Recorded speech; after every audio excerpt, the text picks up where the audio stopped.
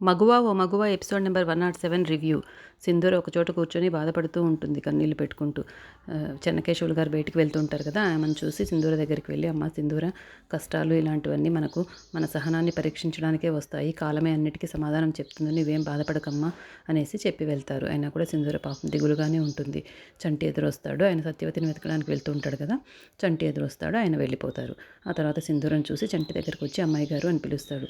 అమ్మాయి గారు బాధపడకండి అంటారు.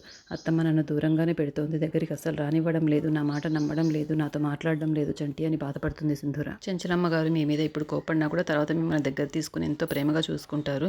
కొంచెం ఓపికగా ఉండండి అమ్మాయి గారు, మీరు బాధపడుతుంటే నాకు కూడా చాలా బాధగా ఉంది అంటాడు చంటి. సింధూరను నవ్వించడానికి చంటి ఎన్నో ప్రయత్నాలు చేస్తాడు, ఎన్నో జోకులు వేస్తాడు, కానీ సింధూర మాత్రం నవ్వకుండా బాధపడుతూనే ఉంటుంది.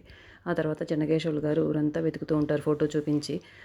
ఆవిడ మాత్రం మన ఇంటికి, అదే చెన్నకేశవులు గారు వాళ్ళ ఇంటికి రావడం కోసమే చంటిని చూడడానికి ఆమె వస్తూ ఉంటుందన్నమాట. ఇది ప్రాసెస్ ఇలా జరుగుతూ ఉంటుంది. నాకు తెలిసి ఆవిడ ఇంటికి వచ్చినప్పటికీ చెన్నకేశవులు గారు బయట ఉంటారు కాబట్టి ఆమె ఇంటికి వచ్చినా కూడా వాళ్ళ కొడుకే ఆమె దగ్గర పెరిగాడని ఎవరికీ తెలియదు అనుకుంటున్నాను. అలా వెతికే ప్రాసెస్లో ఇద్దరు ఒకరికొకరు ఎదురుపడి దాటుకుని వెళ్తారనమాట. ఇద్దరు ఆపోజిట్ డైరెక్షన్స్లో ఒకరినొకరు చూసుకోరు. ఆ తర్వాత చెంచలమ్మ ఇంటికి ఆ ఊర్లోని పెద్ద మనుషులు ఇంకొంతమంది వచ్చి కంప్లైంట్ చేస్తారనమాట. సింధూర వాళ్ళ అమ్మా నాన్నలు మన ఊర్లోనే వచ్చి తిష్ట వేశారు, మిమ్మల్ని ఇబ్బంది పెట్టడానికి కదమ్మా ఇలా వచ్చారంటే, ఏ ఊర్లో వాళ్ళు ఆ ఊర్లోనే ఉండాలని ఏం నియమం ఏం లేదు, ఎక్కడైనా ఉండొచ్చు, దానికి మనం ఎందుకు భయపడాలి అంటుందామె. అలా కాదమ్మగారు, మిమ్మల్ని బాధ పెట్టడం కోసమే వాళ్ళు ఇక్కడికి వచ్చినట్లుగా ఉంది అని కంప్లైంట్ చేస్తారు వాళ్ళు మా బంధువుల మధ్య ఎన్నో ఉంటాయి విషయాలు, అవన్నీ మీరు పట్టించుకోవాల్సిన అవసరం లేదు, మీరు వెళ్ళరండి అని వాళ్ళని పంపించేస్తుంది. చాముండి మాత్రం ఈ అవకాశాన్ని నేను వదులుకోకూడదు, సింధూరును అత్తమ్మను దూరం చేయడానికి ఇది ఒక మంచి అవకాశము, నేను తప్పకుండా దీన్ని యూజ్ చేసుకోవాలి, ఏదైనా ప్లాన్ చేయాలని ఆలోచిస్తుంది. మిమ్మల్ని పంచాయతీలో నిలబెట్టారు, ఈరోజు మన ఊర్లోనే వచ్చి మీ ముందరే తిష్ట వేశారంటే మిమ్మల్ని అది వెక్కిరించినట్లే అత్తమ్మ, నాకైతే తలగొంటేసినట్లా ఉంది అని చాముండి ఇంకా చెంచలమ్మని, పాపం శాంతంగా ఉండి చెంచలమ్మని రెచ్చగొట్టడానికి ఎన్నెన్నో చెప్తూనే ఉంటుంది వాళ్ళ మీద. సింధూర నీ కోడలు కాకుండా అంటే వాళ్ళు ఇంత ధైర్యం చేస్తుండే వాళ్ళ వదిన అని చాముండి వాళ్ళమ్మ కూడా ఇంకా ఎగదోస్తుంది. ఆ తర్వాత చంటి వాళ్ళమ్మ వాళ్ళ అక్క దగ్గరికి వెళ్తుందనమాట. మన చెన్నకేశవులు గారు కూడా ఫోటో ఇచ్చి ఉంటుంది కదా చంటి వాళ్ళమ్మది, ఆమె దగ్గరికి వెళ్తుంది. ఎలా ఉన్నావు అక్క, ఇన్ని రోజుల తర్వాత వచ్చావంటే, నేను నా కొడుకుని చూడడానికి వెళ్తున్నాను, దారిలో నేను కూడా కలిసి వెళ్దామని వచ్చాను అని చెప్తుంది. ఎలా ఉన్నాడు నీ కొడుకు అంటే, చాలా బాగా పెరిగాడు, నేను బాగా పెంచుకున్నాను, నా మాట అంటేనే వాడికి వేదము, ఇలా అన్ని మంచి మాటలు చెప్పుకుంటుంది అనమాట. ఇంత చాలా బాగా పెంచావన్నమాట అంటే, అవునమ్మా నా కొడుకే నాకు అంత లోకము అంటుంది. అలా అనుకోవద్దు, ఎవరో వాళ్ళు వెతుకుతున్నారు నీ కొడుకు కోసం, వాళ్ళు బాగా డబ్బున్న వాళ్ళు ఉన్నట్టున్నారు, వాళ్ళకు నీ కొడుకుని ఇచ్చావంటే నీకు చాలా డబ్బులు ఇస్తారు అంటుంది. ఆ డబ్బుతో నువ్వు ఇంకే లోటు లేకుండా బాగా బ్రతకచ్చు అని చెప్తుంది. వాళ్ళు డబ్బులు ఇస్తే నేను నా బిడ్డని ఇస్తాను, నేను అస్సలు ఇవ్వను అంటుంది. ఏంటి వాడేమైనా నీ కన్న కొడుకు అంటుంది. అవును నా కన్న కొడుకే అంటుంది.